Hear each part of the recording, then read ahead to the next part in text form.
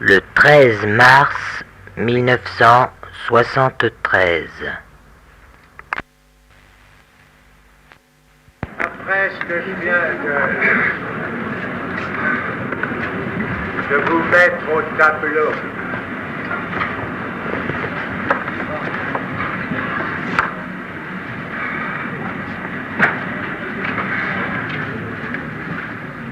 vous pourriez croire, vous savez tout.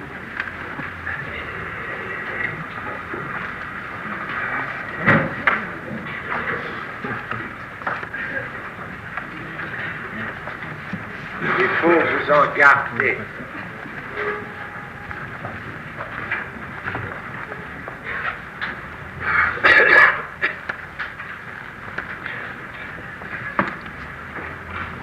Justement,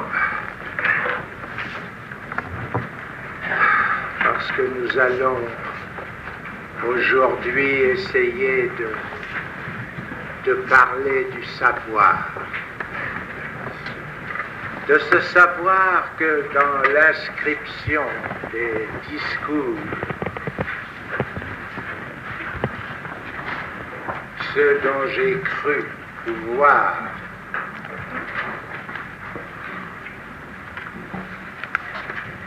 vous exemplifier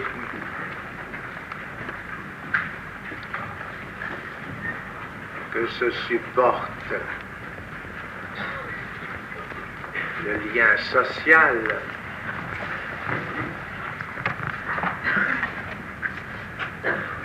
dans cette inscription des discours, j'ai écrit est pour symboliser ce savoir. Peut-être arriverai-je à vous faire sentir pourquoi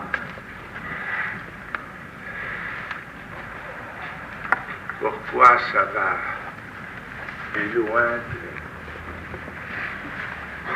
secondarité par rapport au signifiant pur, à celui qui s'inscrit du S1, que c'est plus qu'une secondarité, que c'est une désarticulation fondamentale.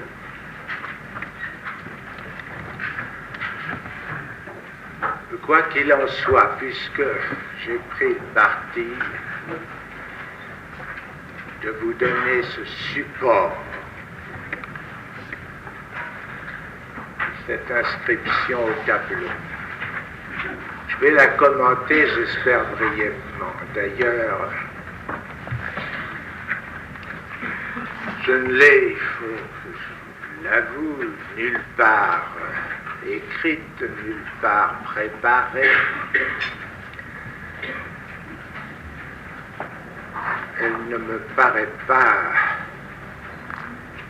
exemplaire, sinon, comme d'habitude, à produire des malentendus.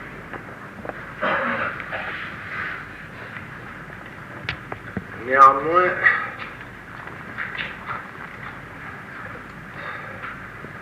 puisqu'en somme, la situation qui résulte d'un discours comme l'analytique, qui vise au sens, il est tout à fait clair que je ne puis vous livrer à chacun que ce que de sens vous êtes en route d'absorber, et ça a une limite.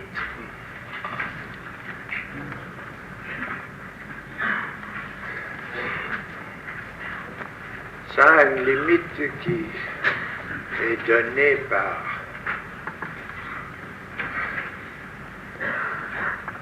par le sens où vous vivez, et qui, on peut bien le dire, enfin, ce n'est pas trop dire que qu'il ne va pas loin.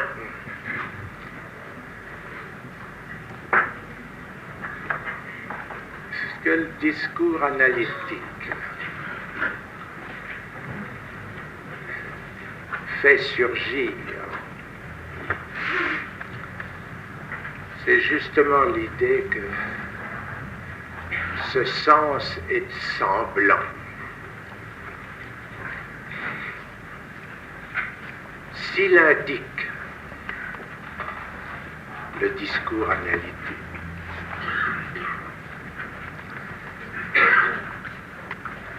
s'il indique que sens est sexuel,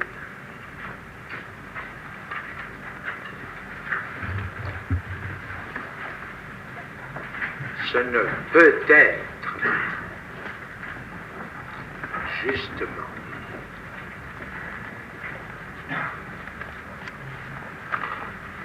car, je dirais, rendre raison de sa limite.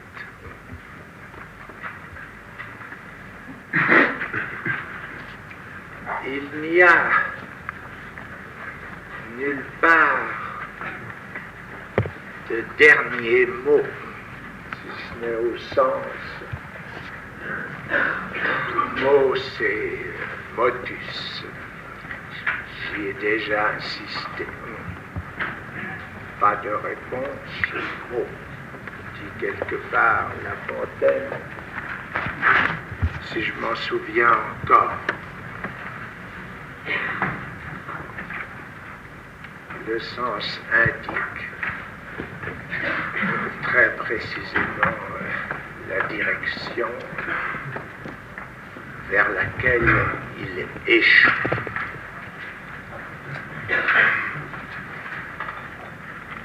Ceci étant posé, qui doit vous garder jusqu'au point où je pourrais en pousser mon élucidation cette année, de comprendre trop vite ce qui supporte de cette inscription.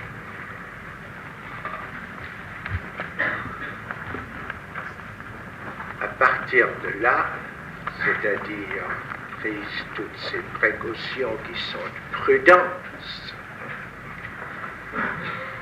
de phronésis, comme on s'exprime dans la langue grecque, où bien des choses ont été dites, mais qui sont restées loin, en somme, de ce que le discours analytique nous permet d'articuler. Prise donc ces précautions de prudence, voici à peu près ce qui est inscrit au tableau. Le rappel des termes propositionnels au sens mathématique, par où qui que ce soit de l'être parlant s'inscrit à gauche ou bien à droite. Cette inscription étant dominée par le fait qu'à gauche, ce qui répond au tout homme, c'est en fonction dite phi de x qu'il prend comme tout son inscription, à ceci près que cette fonction trouve sa limite dans l'existence d'un x par quoi la fonction phi de x est niée. C'est ce qu'on appelle la fonction du Père, tout procède ensemble par cette négation de la proposition phi de x, ce qui fonde l'exercice de ce qui supplée au rapport sexuel, en tant que celui-ci n'est d'aucune façon inscriptible, ce qui supplée par la castration. Le tout repose donc ici sur l'exception posée comme terme sur ce qui se phi de x intégralement l'uni. Par contre, en face, vous avez l'inscription de ceci, que pour une part des êtres parlants, et aussi à tout être parlant comme il se formait expressément dans la théorie freudienne, à tout être parlant, il est permis, quel qu'il soit, pourvu ou non des attributs de la masculinité, attributs qui restent à déterminer, pourvu ou non de ces attributs, il peut s'inscrire dans l'autre part, et ce comme quoi il s'inscrit, c'est justement de ne permettre aucune universalité d'être ce bateau en tant qu'il a en somme le choix de se poser dans le phi de x ou bien de n'en pas être.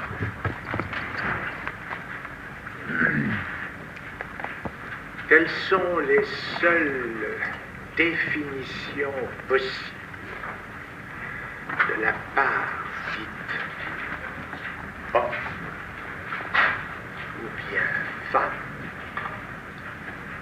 dans ce qui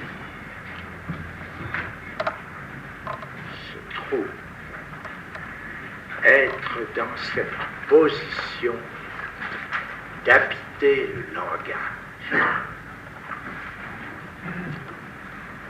Au-dessous, sous la barre transversale, on se croise la division verticale de ce qu'on appelle improprement l'humanité, en tant qu'elle se répartirait en identification sexuelle. Vous avez l'indication scandée de ce dont il s'agit. C'est à savoir qu'à la place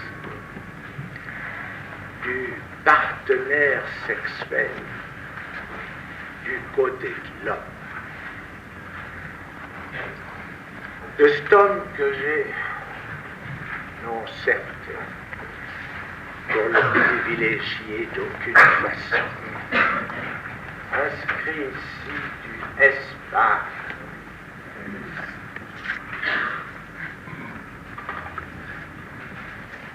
et de ce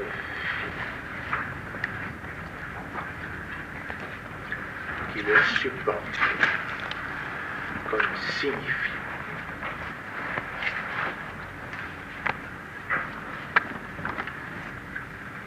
Ce phi qui aussi bien s'incarne dans le S1 d'être entre tous les signifiants,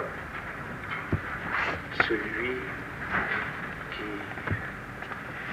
paradoxalement, a joué le rôle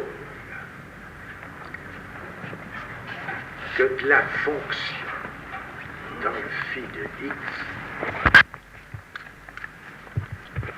et juste ce signifiant dont il n'y a pas de signifié.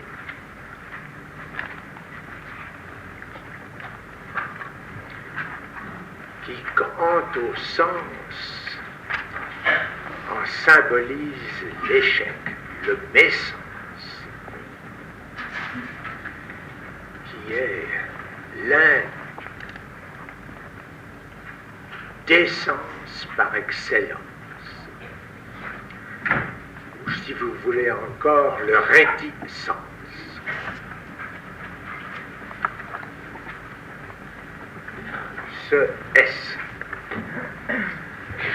Ce S ainsi doublé, ce signifiant, dont en somme, il ne dépend même pas, ce S n'a jamais affaire en tant que partenaire qu'à cet objet petit a,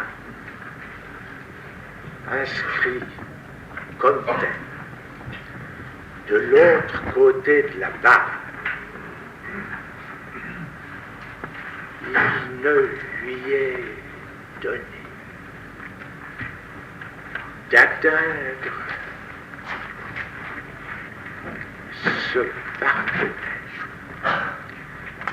ce partenaire qui est l'autre avec un grand A, que par l'intermédiaire de ceci, qu'il est la cause de son désir,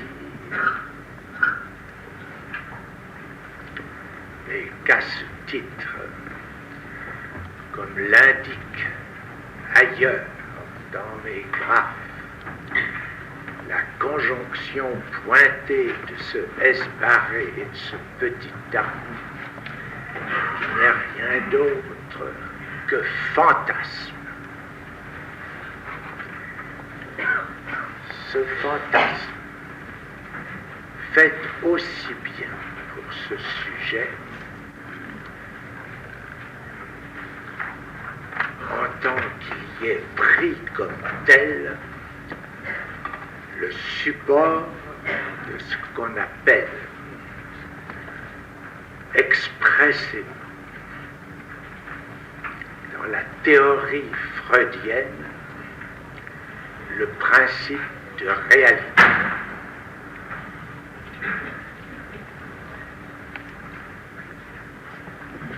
Ce que j'aborde cette année est très précisément ceci que la théorie, l'articulation théorique de Freud, très précisément ceci que dans Freud est laissé de côté expressé d'une façon avouée le was will das Weib, le que veut la femme, que la théorie de Freud comme telle expressément avoue, ignore. Freud avance qu'il n'y a de libido que masculine. Qu'est-ce à dire? Sinon qu'un champ qui n'est tout de même pas rien, celui de tous les êtres qui, comment dit, d'assumer, si l'on peut dire, c'était un texte, cet être assume quoi que ce soit de son sort, ce qui s'appelle improprement, puisqu'ici je vous le rappelle, ce que j'ai souligné la dernière fois, c'est que ce là de la femme, à partir du moment où il s'énonce que d'un patou ne peut s'écrire, qu'il n'y a ici de là que pareil. Cela pareil expressément à ce qui a rapport, et ce que je vous illustrerai aujourd'hui, du moins je l'espère, avec ce signifiant de grand temps, en tant d'arrêt, en tant que ce lieu de l'autre lui-même, là où viennent s'inscrire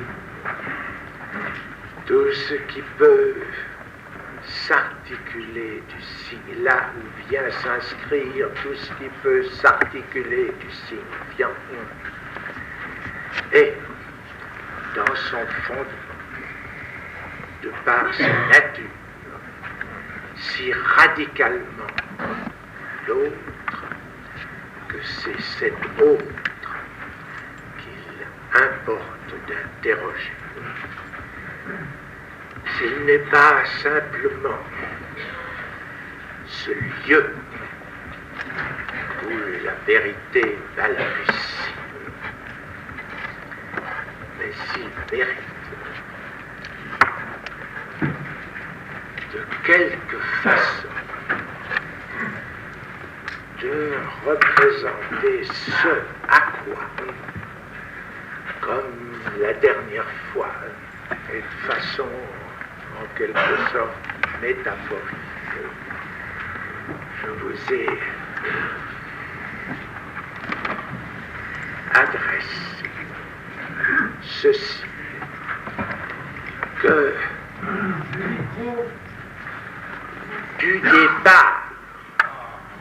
du départ dont s'articule l'inconscient,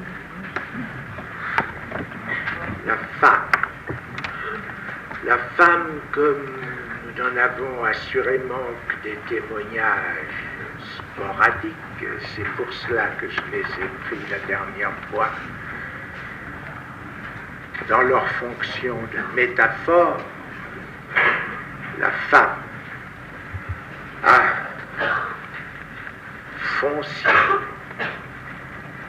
ce rapport à l'autre que d'être dans le rapport sexuel par rapport à ce qui s'énonce, à ce qui peut se dire de l'inconscient. Radicalement, l'autre, elle est ce qui a rapport à cet autre, et c'est là qu'aujourd'hui je voudrais tenter d'articuler de plus près. C'est au signifiant de cet autre, en tant comme autre, je dirais. Il ne peut rester que toujours autre.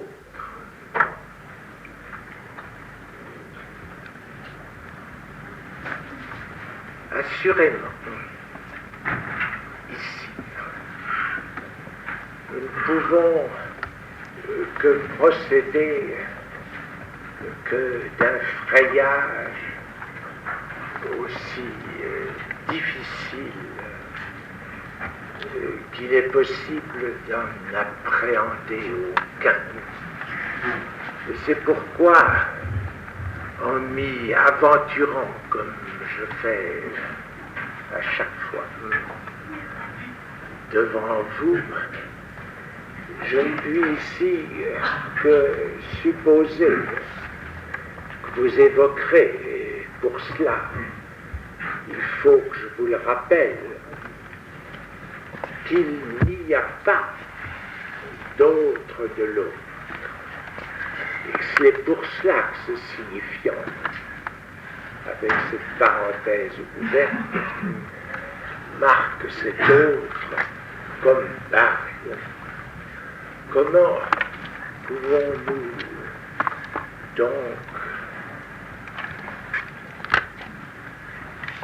approcher, concevoir que ce rapport à l'autre puisse être quelque part ce qui détermine une moitié, aussi bien c'est grossièrement la proportion biologique, une moitié de l'être parlant préfère.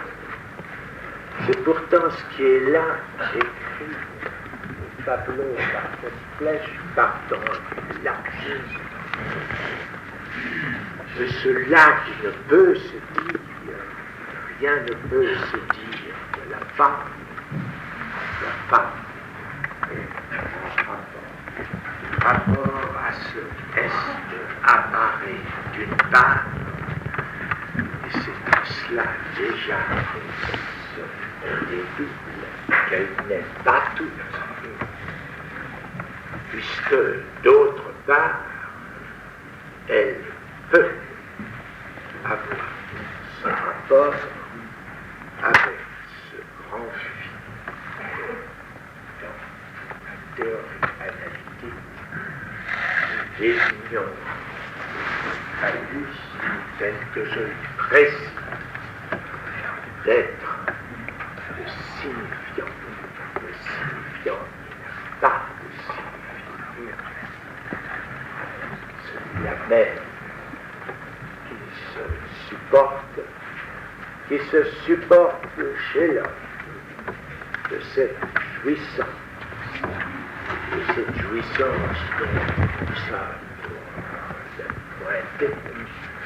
Je vous dirais que j'avancerai aujourd'hui que ce qui le mieux le symbolise, qu'est-ce après tout, sinon ceci, que l'importance de la masturbation suffisamment dans notre pratique souligne qu'est-ce qu'elle est, sinon ceci qui n'est rien d'autre dans les cas, si j'en puis dire, favorables que la jouissance de l'idiot.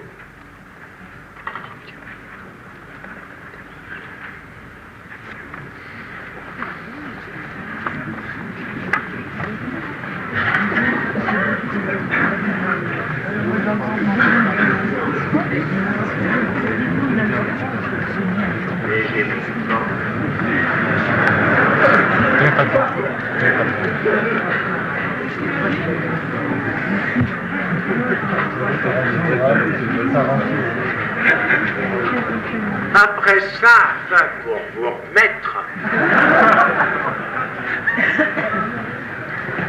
il ne me reste plus qu'à vous parler d'amour.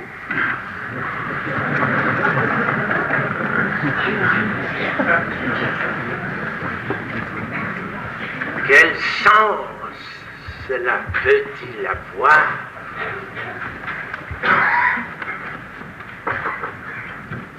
Quel sens y a-t-il à ce que j'en vienne à vous parler d'amour ?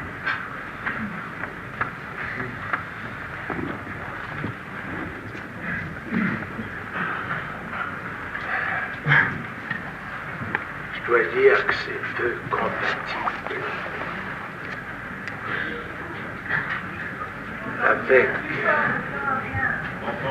la position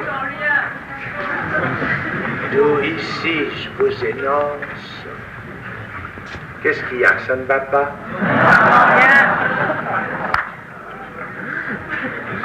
Et comme ça, est-ce que ça va mieux? Comme ça va mieux? Est-ce que ceux du fond entendent?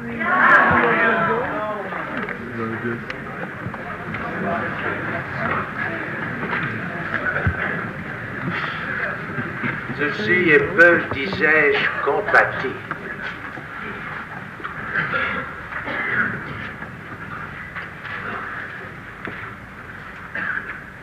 avec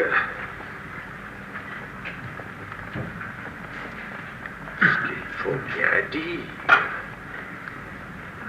que depuis le temps,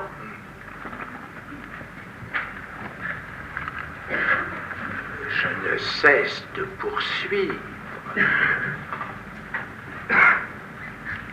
c'est-à-dire cette direction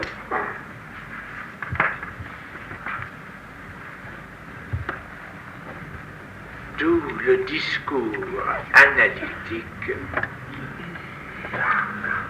peut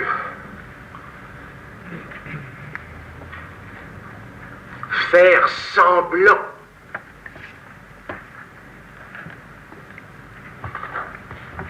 quelque chose qui serait science.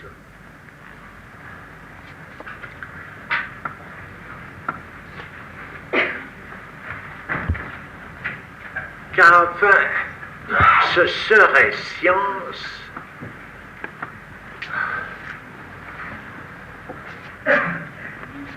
vous en êtes très peu conscient. Bien sûr, vous avez quelques repères. Vous savez, j'y ai mis parce que je croyais que c'était une bonne étape à vous me faire repérer dans l'histoire. Vous savez que il y a eu un moment où on a, non sans fondement, pu décerner cette assurance que le discours scientifique, ça s'était fondé. Le point tournant galiléen, j'y ai, il me semble, suffisamment insisté pour supposer que, tout le moins, certains de vous ont été aux sources, là où ça se perd. L'œuvre de Poiret, Alexandre, depuis le temps, je pense, au moins la pratique d'une partie de cette assemblée. Mais ce qu'il faut voir, c'est à quel point c'est un pas vraiment subversif au regard de ce qui, jusque-là, s'est intitulé connaissance. Il est très difficile de soutenir, de maintenir également présent ces deux termes, à savoir que le discours scientifique a engendré toutes sortes d'instruments qu'il nous faut bien, du point de vue dont il s'agit ici, qualifier de ce qu'ils sont. Tous ces gadgets dont vous êtes désormais les sujets infiniment plus loin que vous ne le pensez. Tous ces instruments qui, mon Dieu, du microscope jusqu'à la radio-télé, n'est-ce pas, deviennent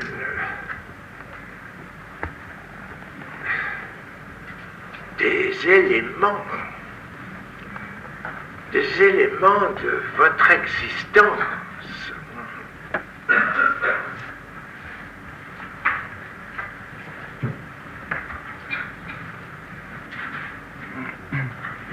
Ceci dont vous ne pouvez actuellement même pas mesurer la portée, mais qui n'en fait pas moins partie de ce que j'appelle le discours scientifique. Pour autant que un discours, c'est ce qui détermine comme tel une forme complètement renouvelée de lien social. Le joint qui ne se fait pas, c'est ceci, c'est que ce que j'ai appelé tout à l'heure subversion de la connaissance s'indique de ceci que jusqu'alors, rien de la connaissance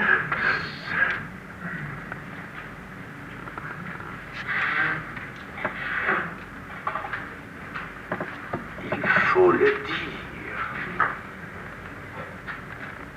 ne s'est conçu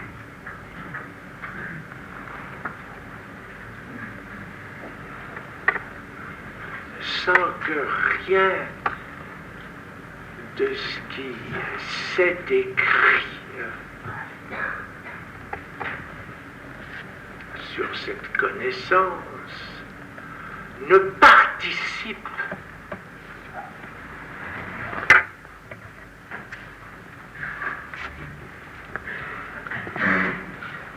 et l'on ne peut pas même dire que les sujets de la théorie antique de la connaissance ne l'aient pas su, sans que rien de cette théorie, dis-je, ne participe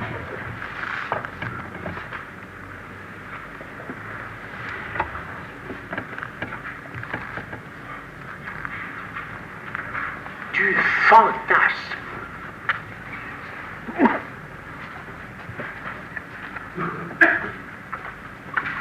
d'une inscription du lien sexuel.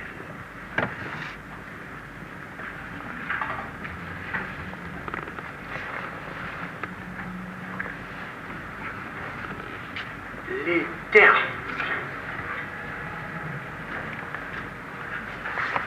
d'actif et de passif, par exemple,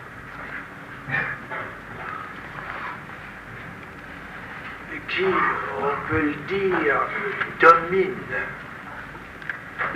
tout ce qui a été cogité des rapports de la forme et de la matière. Ce rapport si fondamental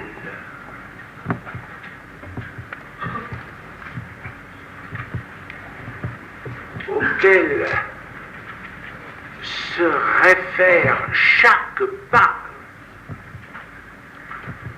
platonicien puis aristotélicien concernant, disons, ce qu'il en est de la nature des choses. il est visible, il est touchable à chaque pas de ces énoncés, que ce qui les supporte, c'est un fantasme par où il est tenté de suppléer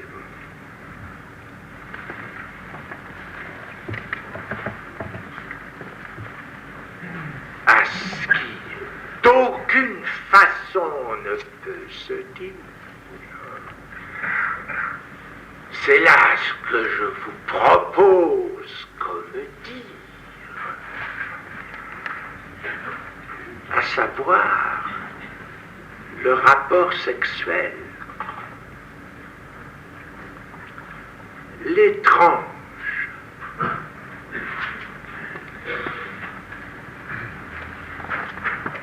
et que tout de même, à l'intérieur de cette grossière polarité,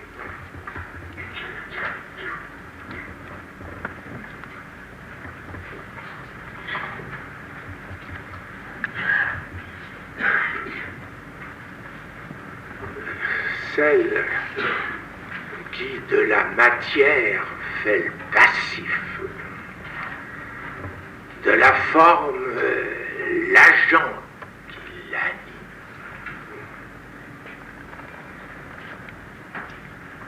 Quelque chose, mais quelque chose d'ambigu à passer. C'est à savoir que cette animation, ce n'est rien d'autre que ce petit âme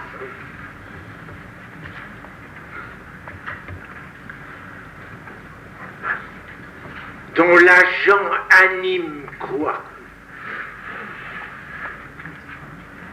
Il n'anime rien. Il prend l'autre pour son âme. Mais que d'un autre côté, si nous suivons ce qui progresse au cours des âges, l'idée d'un être par excellence,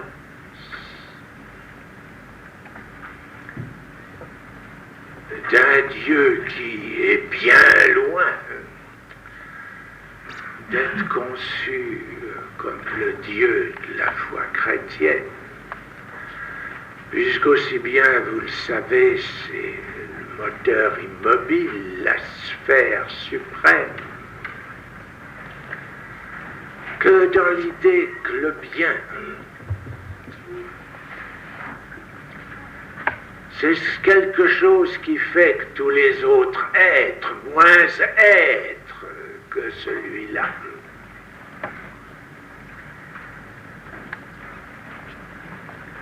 ils ne peuvent avoir d'autres visées que d'être le plus être qu'ils peuvent être. Et c'est là tout le fondement de l'idée du bien dans cette éthique d'Aristote, dont ce n'est pas pour rien que je vous ai rappelé que non seulement je l'avais traité, mais que je vous incitais à vous reporter pour en saisir les impasses, qui se trouve tout de même que quelque chose, si nous suivons le support, mon inscription, à ce tableau, il se révèle que c'est tout de même dans cette opacité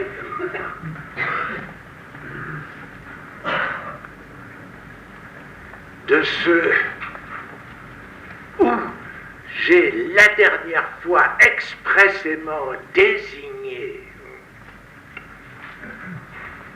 qu'était la jouissance de cette eau de cet autre en tant que pourrait l'être, si elle existait, la femme, que c'est à la place de la jouissance de cet autre qu'est désigné cet être mythique manifestement chez Aristote, de l'être suprême, de la sphère immobile d'où procèdent tous les mouvements, quels qu'ils soient. Changement, génération, mouvement, translation, augmentation, etc.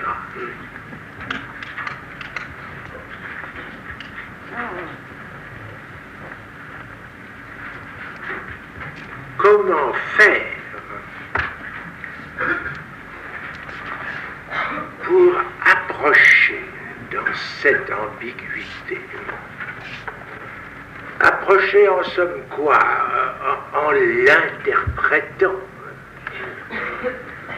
En l'interprétant selon ce qu'il est notre fonction dans le discours analytique. C'est-à-dire enregistrer, scander ce qui peut se dire comme allant à l'échec vers la formulation du rapport sexuel, que si nous arrivons à dissocier ceci, que c'est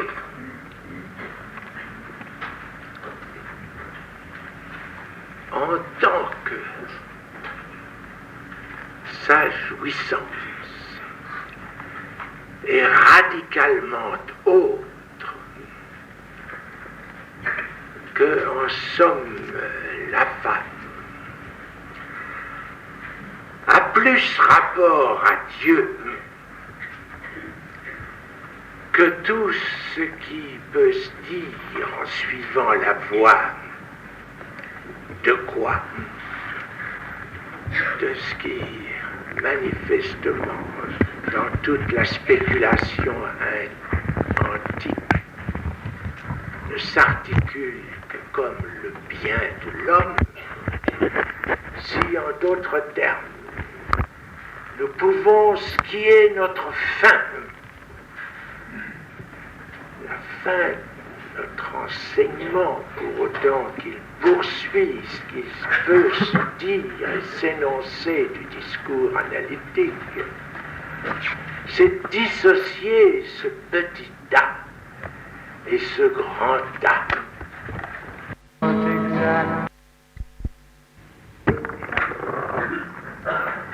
Que le symbolique soit le support de ce qui a été fait Dieu,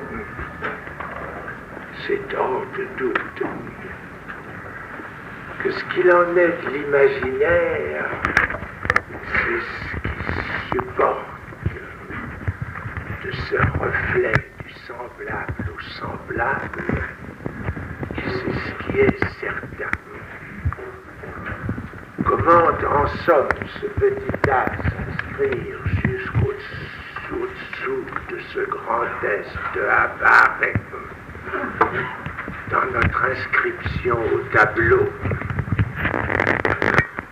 Et puis, jusqu'à un certain terme, prêter en somme à confusion, et ceci, très exactement par l'intermédiaire de la fonction de l'être, c'est assurément ce en quoi quelque chose, si je puis dire, reste à décoller, reste à scinder.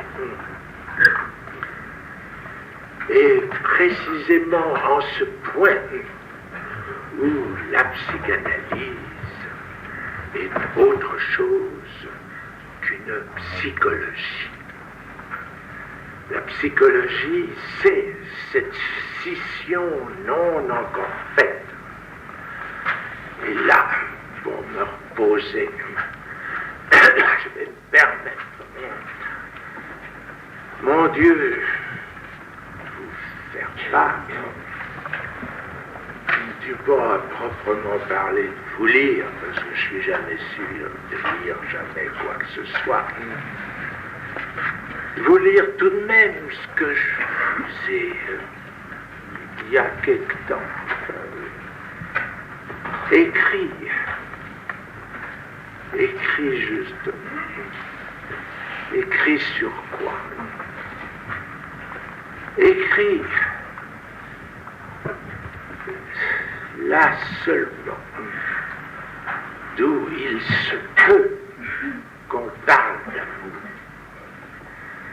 Car parler d'amour, on ne fait que ça dans le discours analytique.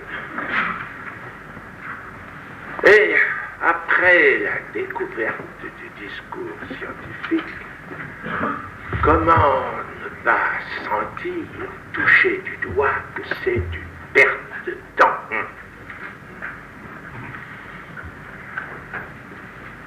Très exactement, perte de temps au regard de tout ce qui peut s'articuler de scientifique. Mais que ce que le discours analytique apporte, et c'est peut-être ça après tout la raison de son émergence, en un certain point du discours scientifique, c'est que parler d'amour est en soi une jouissance, ce qui se confirme assurément de cet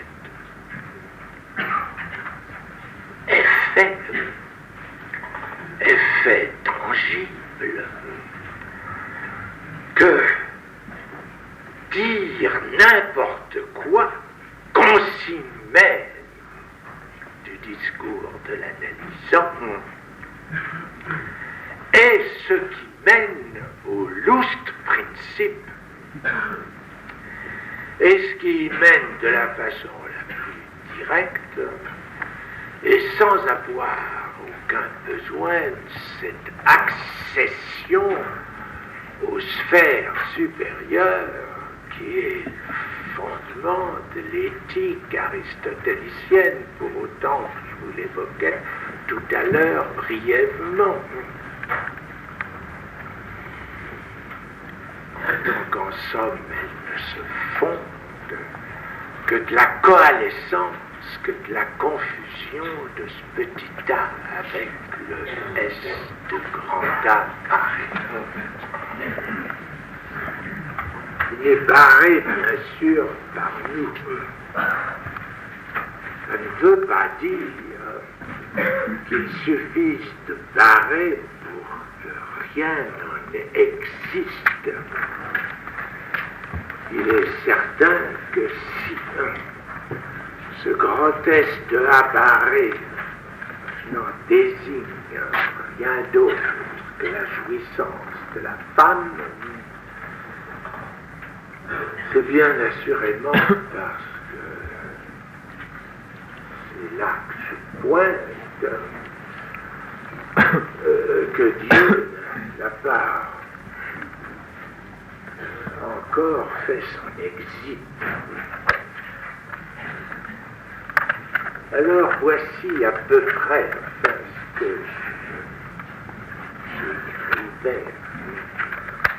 À votre usage, je vous écrivais quoi en somme? La seule chose qu'on puisse faire d'un peu sérieux, la lettre d'amour, les supposés psychologiques, grâce à quoi?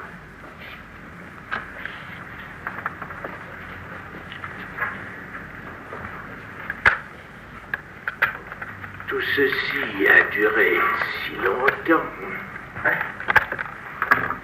Eh bien, je suis de ceux qui ne leur font pas une bonne réputation. On ne voit pas pourtant pourquoi le fait d'avoir une âme serait un scandale pour la pensée si c'était vrai.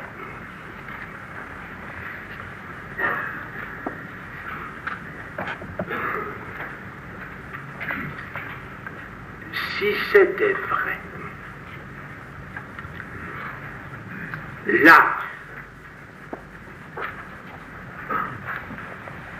ne pourrait se dire, c'est ça que je vous ai écrit, que ce qui permet à un être, à l'être parlant, pour l'appeler par son nom, de supporter l'intolérable de son monde.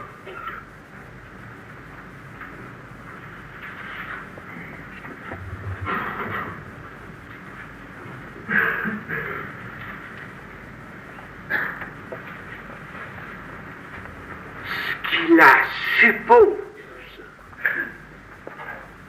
d'y être étrangère, c'est-à-dire fantasmatique.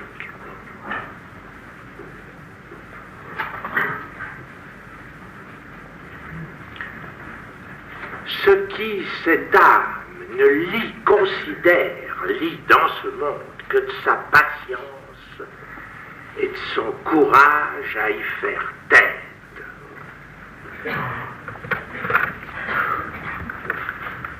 Ceci s'affirme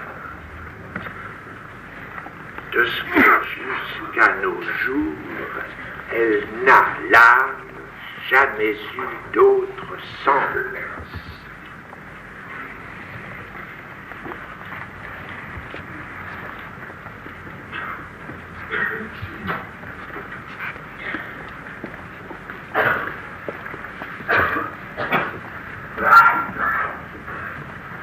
Eh bien, c'est là que le français doit m'apporter une aide. Non pas comme il arrive dans la langue, quelquefois, d'homonymie, ce 2D apostrophe avec le 2DEX, de ce peu avec le peu, PEUT, PEU, il peut, et tout de même là vient pour nous servir à quelque chose, et c'est là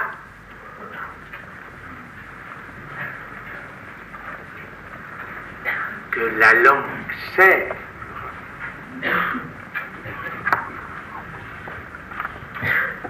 Là, en français, au point où j'en suis, je ne peux m'en servir qu'à dire que c'est ce qu'on a. J'âme, tu âmes, il a.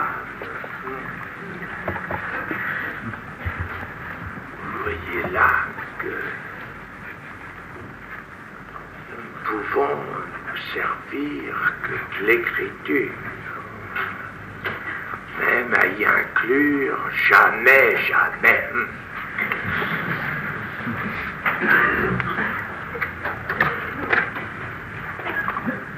Son existence, donc à l'âme, peut être certes mise en cause, c'est le terme propre, à se demander si ce n'est pas un effet de l'amour.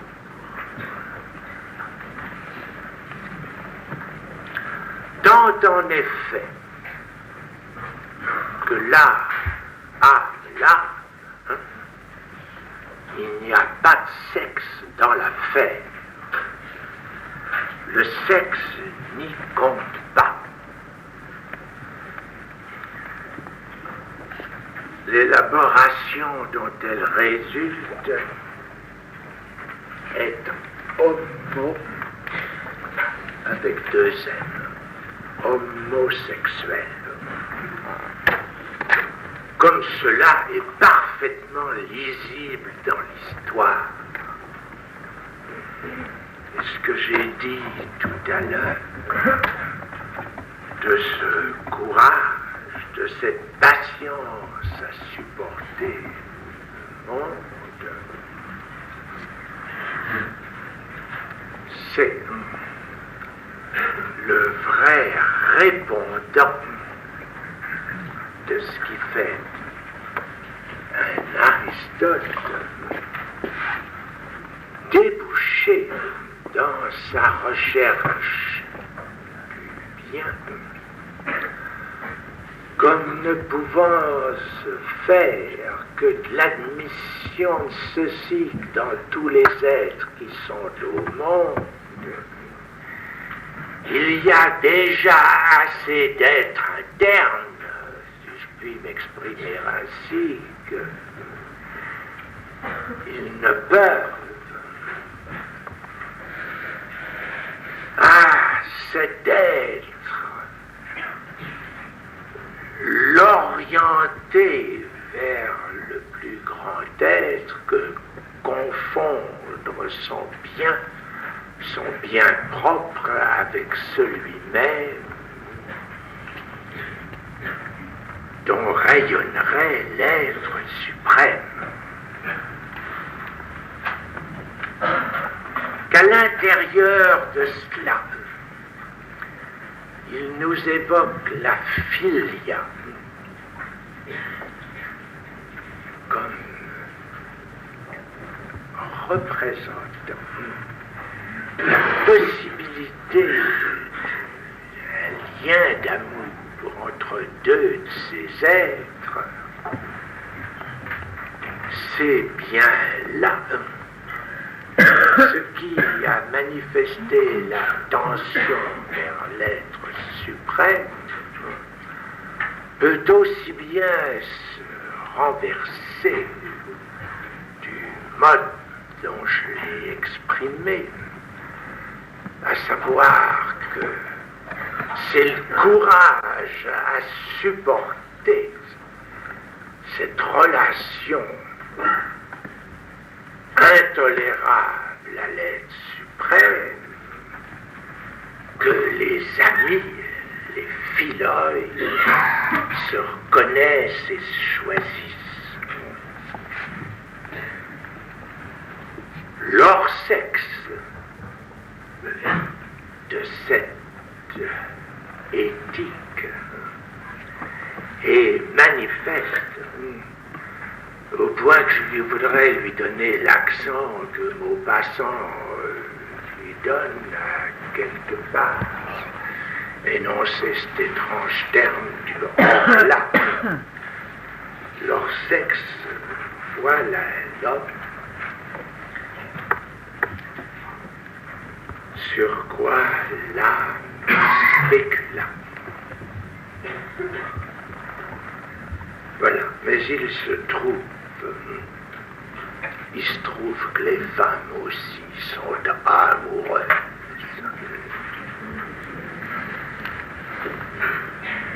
C'est-à-dire qu'elles aiment l'âme.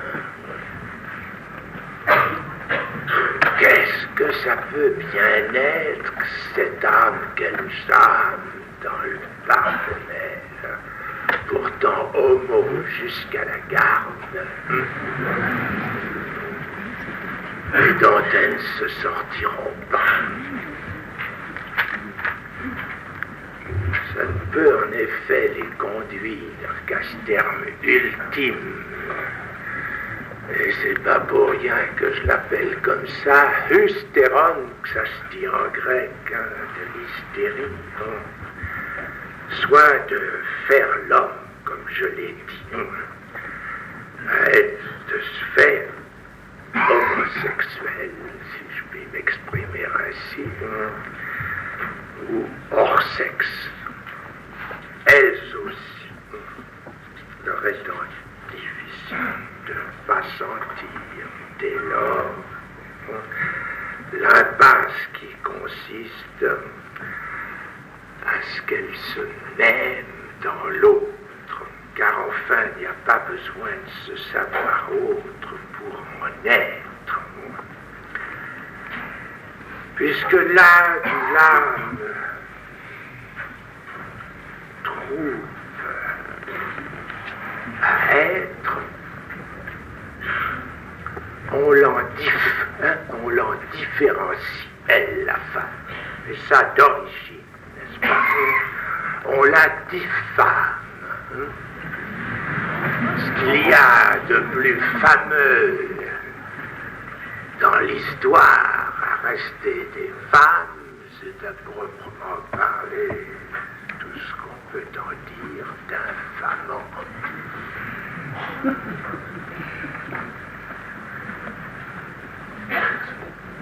Il est vrai qu'il lui reste l'honneur de Cornélie, mère des Gracques. Mais c'est justement ce qui, pour nous autres analystes, pas besoin de parler de Cornélie ou que les analystes songent guère, mais parler à un analyste d'une Cornélie quelconque, il vous dira que ça ne réussira pas très bien à ses enfants, les Gracques.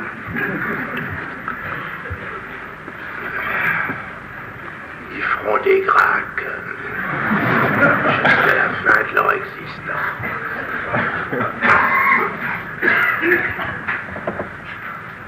Ben voilà, c'était ça le début de ma lettre. C'était un amusement.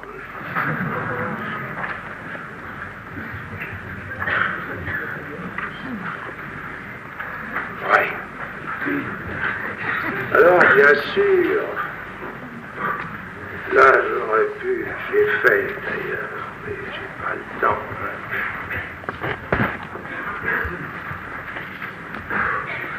Oui. J'en fais une allusion à cet amour courtois, n'est-ce pas? À cet amour courtois où, quand même, au point où s'en était parvenu, cet amusement sexuel, au point où s'en était parvenu, était tombé dans la suprême décadence, dans cette espèce de mauvais rêve impossible, dit la féodalité. À ce niveau de dégénérescence politique, il est évident qu'il devait paraître quelque chose, Et c'est quelque chose, c'est justement la perception que la femme, de ce côté-là, il y avait quelque chose qui ne pouvait plus du tout marcher. Alors, l'invention de l'amour courtois, n'est-ce pas?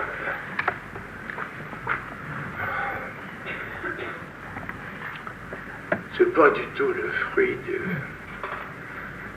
de ce qu'on a l'habitude, comme ça, dans l'histoire, de symboliser de la thèse, de l'antithèse et de la synthèse. Il n'y a pas la moindre synthèse, bien entendu.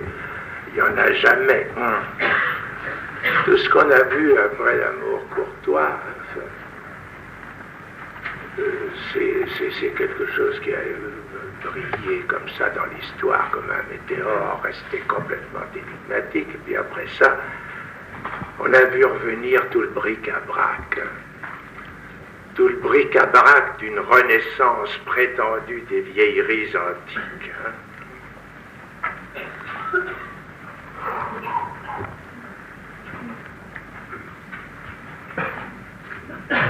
Oui, il y a là une petite parenthèse comme ça, c'est que quand un fait deux,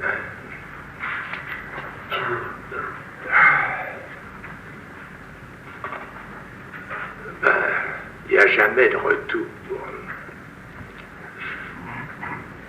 Ça ne revient pas à faire de nouveau un, même un nouveau. Là où fait boum, c'est encore un de ces jolis rêves de la philosophie.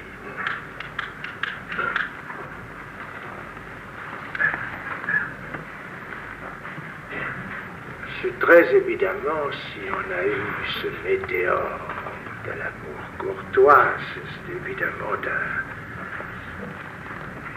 d'un troisième chute d'une toute autre partition, n'est-ce pas, qu'est venu quelque chose qui a rejeté tout à sa futilité première.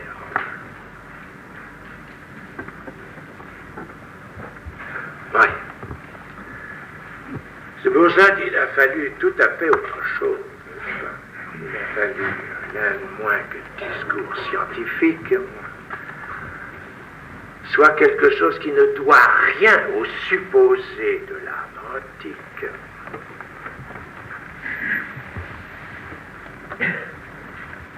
Pour qu'en surgisse ce qu'est la psychanalyse, n'est-ce pas?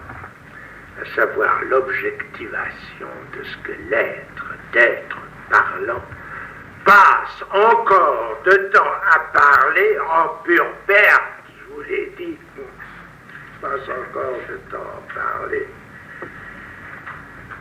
pour cet office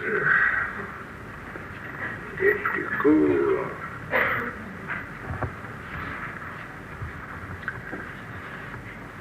Des plus courts, dis-je, de ce fait qu'il ne va pas plus loin que d'être en cours encore, hein, c'est-à-dire le temps qu'il faut pour que ça se résolve enfin,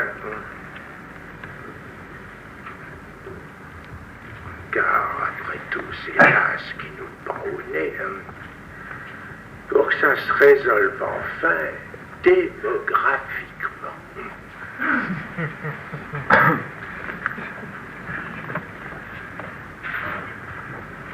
Oui. Il est bien clair que c'est pas ça du tout, hein, qui arrangera les rapports de l'homme aux femmes.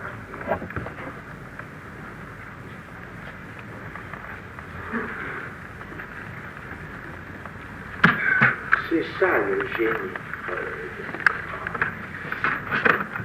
C'est qu'il a été porté par ce tournant.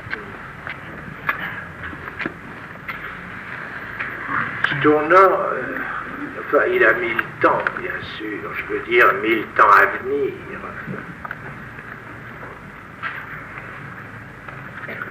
Il y a eu un Freud.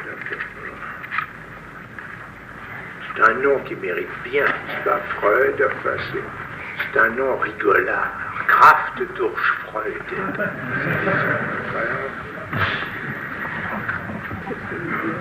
Ouais, c'est le saut le plus rigolard de la sainte farce de l'histoire.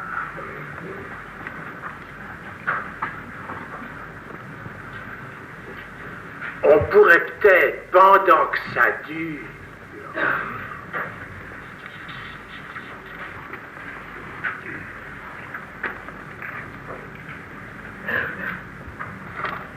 en voir un petit éclair de quelque chose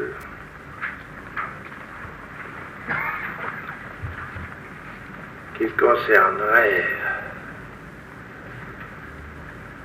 l'autre. L'autre en tant que c'est à ça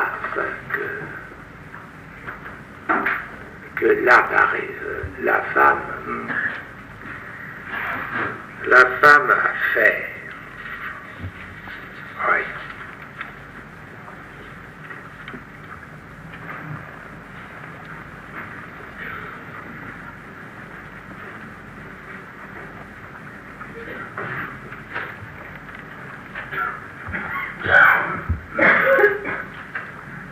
Il y a quelque chose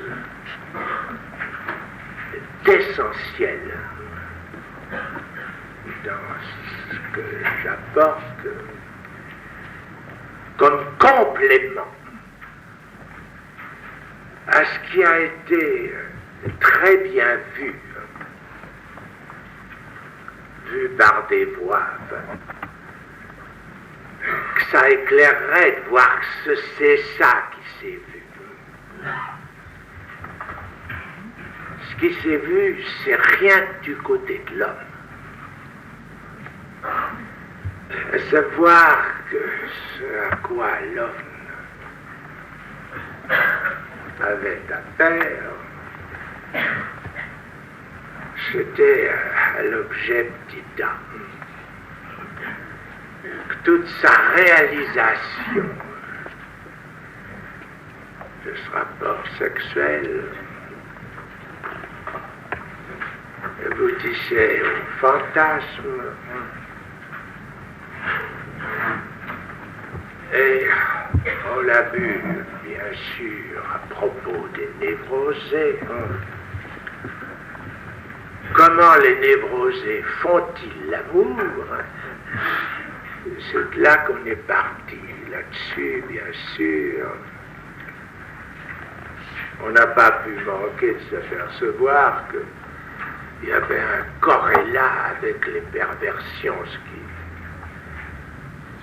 ce qui vient à l'appui de mon petit A, puisque le petit A, c'est celui qui, quelles qu'elles soient les dites perversions, on est là comme la cause, oui. On a d'abord vu ça, c'était déjà pas mal.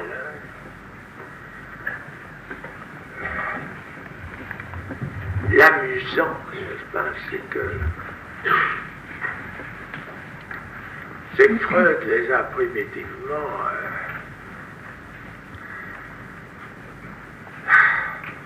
attribués à la femme. C'est très très amusant de voir ça dans les trois essais, enfin, c'est vraiment une confirmation, enfin, qu'on voit dans le partenaire, quand on est homme, enfin, exactement ce dont on supporte soi-même, si je puis m'exprimer ainsi, n'est-ce pas, dont on supporte narcissiquement. Heureusement, il y a eu dans la suite l'occasion de s'apercevoir que les perversions, c'est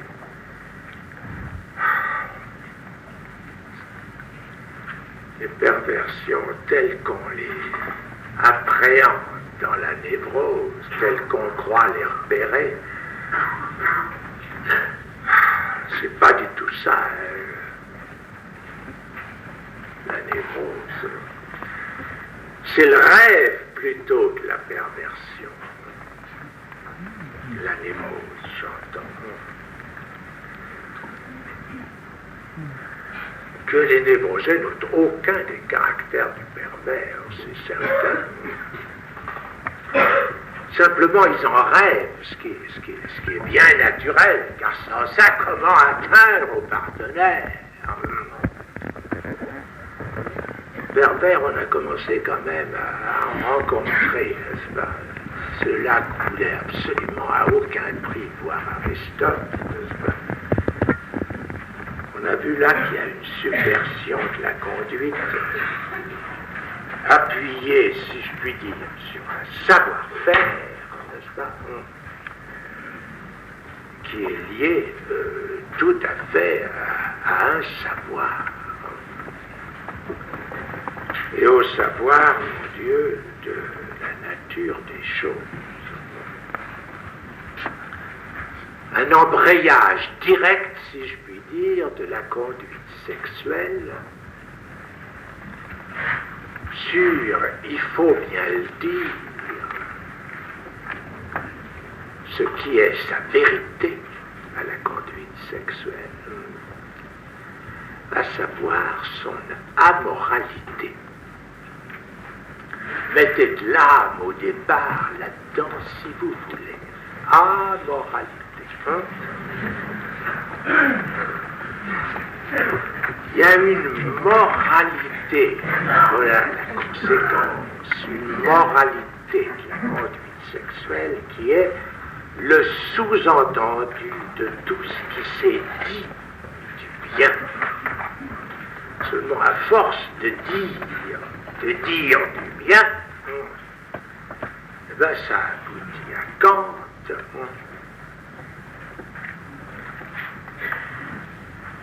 Où la moralité, en deux mots cette fois, la moralité avoue ce qu'elle est. C'est juste que j'ai cru devoir avancer dans un petit article quand, avec Sade, elle avoue qu'elle est Sade. La moralité. Vous écrirez Sade comme vous voudrez, soit avec un grand S pour faire un hommage à ce pauvre idiot qui nous a donné là-dessus d'interminables écrits, soit avec un petit S pour dire que c'est, en fin de compte, sa façon à elle d'être agréable, n'est-ce pas, puisque c'est un vieux mot français qui veut dire ça, soit mieux CCDADE. À savoir que la moralité, il faut tout de même bien dire que ça se termine au niveau du ça et que ceci est assez court.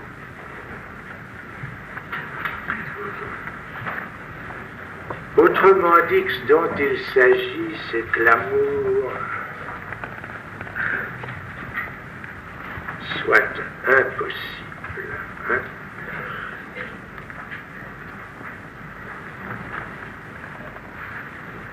Oui. Et que le rapport sexuel s'abîme dans le non-sens. En rien l'intérêt que nous pouvons avoir pour l'autre.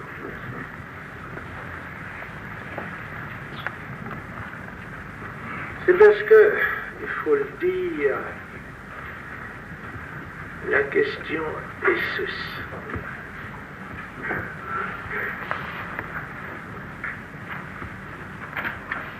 La question est ceci.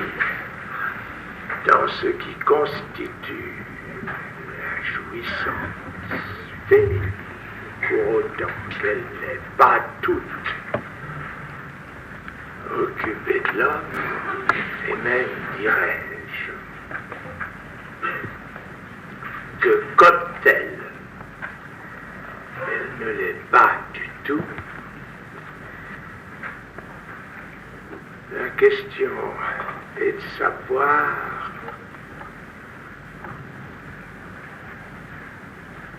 justement ce qu'il en est de son savoir.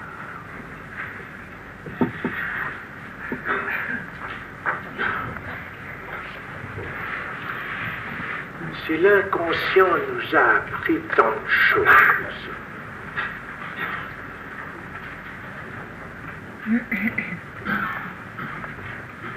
c'est d'abord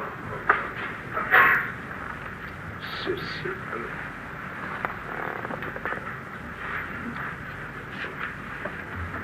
Quelque part dans l'autre, ça sait. Ça sait parce que ça supporte justement ces signifiants dont se constitue le sujet.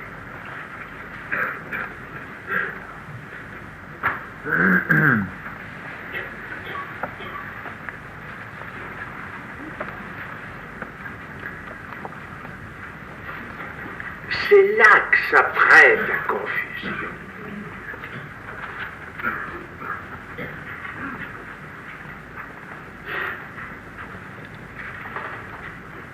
Parce que il est difficile à qui âme de ne pas penser que tout par le monde, c'est ce qu'il a à faire.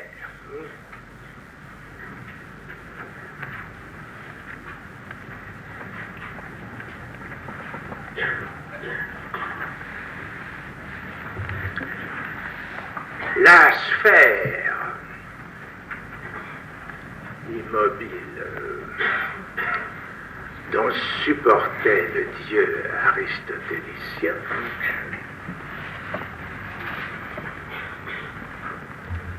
il est demandé par Aristote pour suivre son bien à son image, si je puis dire. C'est parce qu'elle est censée savoir son bien. Seulement là, c'est justement quelque chose dont, après tout, la faille du discours scientifique, je ne dirais pas nous permet, nous oblige à nous passer.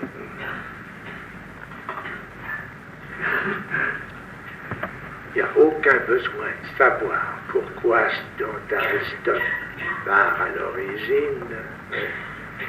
Nous n'avons plus aucun besoin de savoir que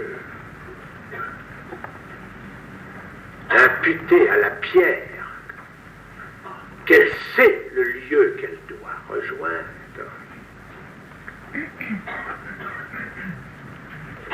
pour nous expliquer les effets de la gravitation.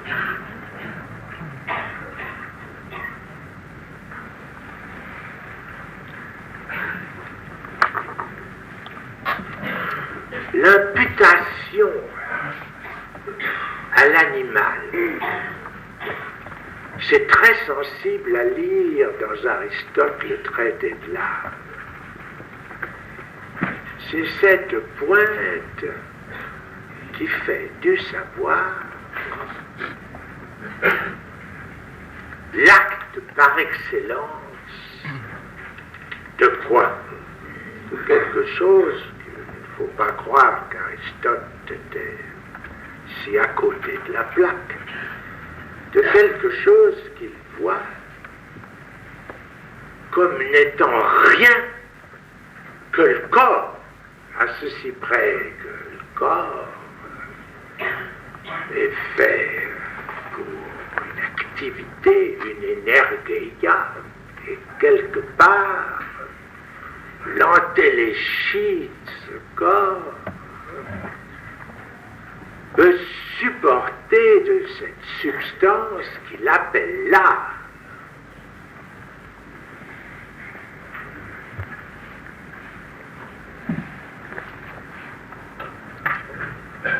L'analyse, à cet égard, prête à cette confusion,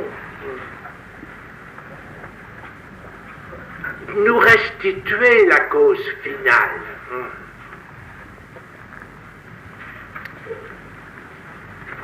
Nous faire dire que tout ce qui concerne au moins l'être parlant, la réalité est comme ça, c'est-à-dire fantasmatique, pour qu'elle soit comme ça.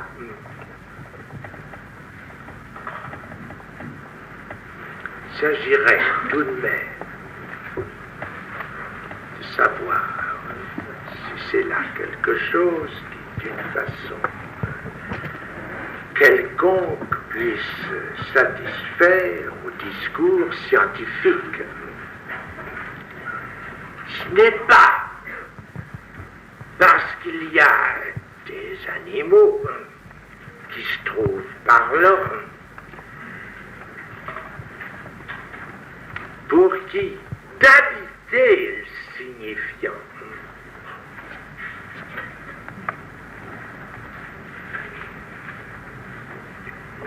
il résulte qu'ils en sont sujets et que tout pour eux se joue au niveau du fantasme, et d'un fantasme parfaitement désarticulable, d'une façon qui rende compte de ceci, qu'il en sait beaucoup plus qu'il ne croit quand il agit, lui. Il ne suffit pas qu'il en soit ainsi pour que nous ayons là l'amorce d'une cosmologie, c'est l'éternelle ambiguïté du terme inconscient, n'est-ce pas? L'inconscient est supposé sous prétexte que l'être parlant, il y a quelque part quelque chose qui en sait plus que lui, et bien sûr, ce qui sait à des limites, bien sûr, l'être de l'inconscient. Mais enfin, ça n'est pas là un modèle recevable du monde. En d'autres termes, c'est pas parce qu'il suffit qu'il rêve pour qu'il revoie sortir cet immense bric-à-brac, n'est-ce pas, ce garde-meuble avec lequel il a, lui, particulièrement à se débrouiller, ce qui en fait assurément une âme, et une âme à l'occasion aimable, enfin, quand quelque chose veut bien l'aimer. La femme ne peut aimer en l'homme, et je dis que la façon dont il fait face au savoir dont il a.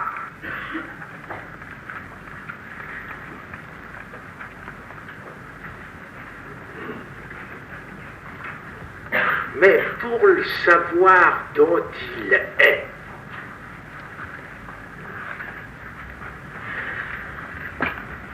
la question se pose.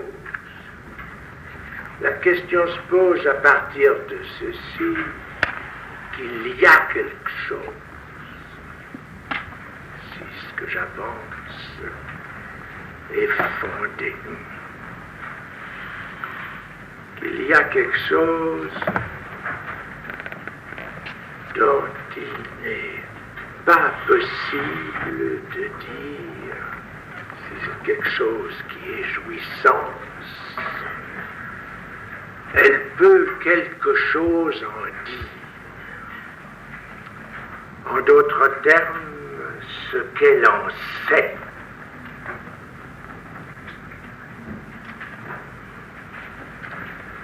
Et c'est là où je vous propose, au terme de cette conférence d'aujourd'hui, c'est-à-dire, comme toujours, j'arrive au bord de ce qui polarisait tout mon sujet. C'est à savoir si la question peut se poser de ce qu'elle en sait.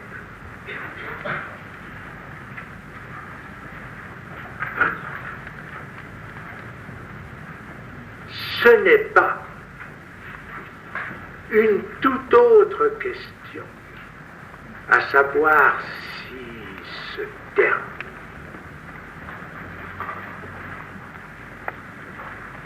dont elle jouit, au-delà de tout ce jouet qui fait son rapport à l'homme,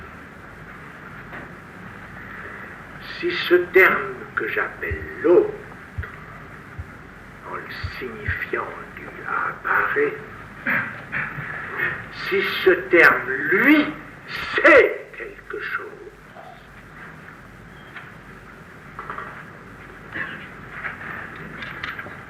car c'est en cela qu'elle est elle-même sujette à l'autre tout autant que l'homme. Est-ce que l'autre sait?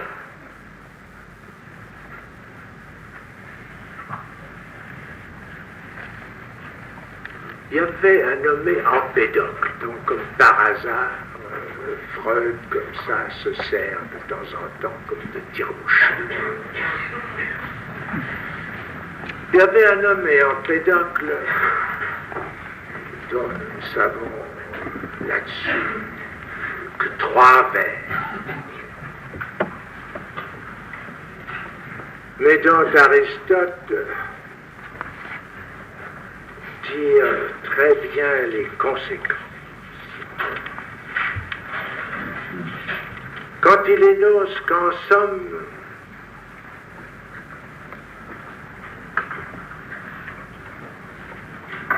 pour Empédocle, le Dieu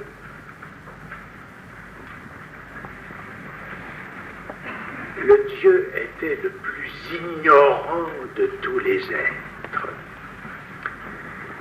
Et ceci très précisément de ne point connaître la haine. C'est ce que les chrétiens plus tard ont transformé dans des déluges d'amour. Malheureusement, ça ne colle pas. Parce que ne point connaître la haine, c'est ne point connaître l'amour non plus. Si Dieu ne connaît pas la haine, il est clair pour Empédocle qu'il en sait moins que les mortels.